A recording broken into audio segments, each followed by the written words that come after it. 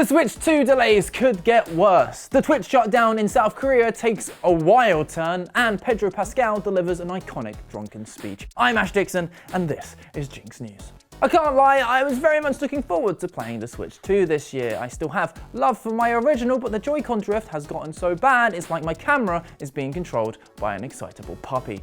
But now we've had a new report from Japan suggesting that the console's delay was partly due to hardware supply concerns. The other reason floating around was worry around the day one library of games. Apparently the Switch 2 is now penciled in for March 2025, but here's the real kicker. If either of those issues aren't resolved, the release date could slip back even further. And it's crazy how little we still know about it. Rumors are swirling around that it's boasting an 8-inch screen and its own custom Nvidia chip. What kind of power that translates to, who knows? And to be honest, I think these delays are worse than people realize. Nintendo releases weaker machines, which isn't the be all and end all, but it does mean their consoles show their age pretty damn fast, and a 6-month delay just exacerbates that. Either way, I hope this means that the day one library will be stacked. I'd love a new 3D Mario game, perhaps a new Mario Kart at last. But what games would you like to see? What are you keen to play on the Switch 2? Let me know down in the comments.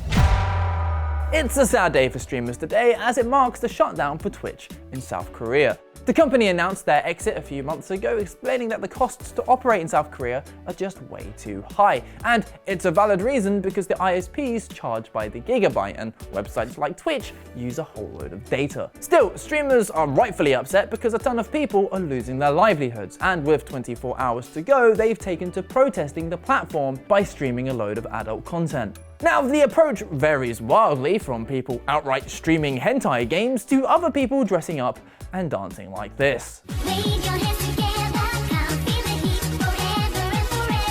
That was a clip captioned, "A huge loss for Twitch," rightly so. Now, you might be thinking, what is this going to do to actually help? And to be honest, I think a lot of it is just a big middle finger to Twitch. It can also be to hit its wallet on the way out, as advertisers don't like advertising on this kind of content. But whatever the reason, Twitch's shutdown has manifested into a rather wild ride. Some streamers are just doing stupid shit. Others have given their audience a rather strange, uncomfortable, drunken kiss goodbye. Maybe this is evidence that we might all be better off without Twitch, but either way, while there's no net neutrality in South Korea, companies will keep charging whatever the hell they like, ultimately making sites like Twitch impossible. But as sad as this is to see, at least some people have gone out in style. Last night was the SAG Awards, the Screen Actors Guild Awards more specifically, and while it was Oppenheimer that dominated the night, it was Pedro Pascal who stole the evening. He was up for Outstanding Performance by a Male Actor in a Drama Series for his portrayal of Joel in The Last of Us, and as you can see from his reaction here, he really didn't expect to win. But things only got better once he started giving his speech. Thank you so much! I'm a little drunk. To the nominees, I can't remember any of your names right now. I'm gonna have a panic attack and I'm gonna leave. Honestly, it's just wholesome to see. Like, he seems like such a lovely dude, and as we've seen from the HBO show, the award is very well deserved. Production for season 2 is well underway, and as much as I cannot wait, sadly for us, it's likely to be a couple of years before it's back on our screens. It's time for the quickfire round, and we're going to start by wishing a very happy 8th birthday to Stardew Valley. It's been an overwhelming success, and it's all been down to one man, Eric Barone, aka Concerned Ape. The guy built the game entirely by himself, and just last month promised that an update would be coming soon. Well, now he's given us a little gift of his own, and he's announced that the 1.6 update will drop on PC on the 19th of March, and that it will be available on console and mobile ASAP. It should be a pretty exciting one, considering this is only the 6th major update in 8 years, although we should cut him a little slack because, once again, he's done it all by himself. He's also got another game on the go, Haunted Chocolatier, which leaves me like, bro, how do you have time to make all of this? Back in September, he tweeted this list of what to expect, and let's be real, 3 new in-game festivals and support for 8-person multiplayer on PC looks rather fantastic. Over to some console news now, specifically to an Xbox exclusive that PlayStation owners are getting their hands on. Nope, it's not Hi-Fi Rush, and nope, not Sea of Thieves or Grounded.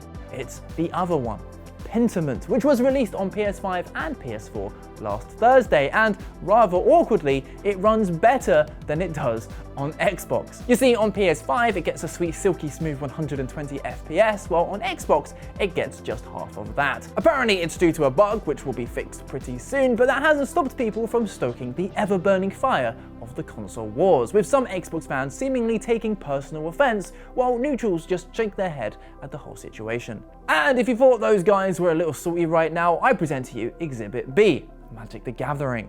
MagicCon Chicago took place over the weekend, where Wizards of the Coast introduced the brand new Assassin's Creed set to Magic, and fans are pretty divided. Over on Reddit there was a fair few people moaning that the frames don't quite feel right and it looks like a completely different card game, while some are just being downright mean.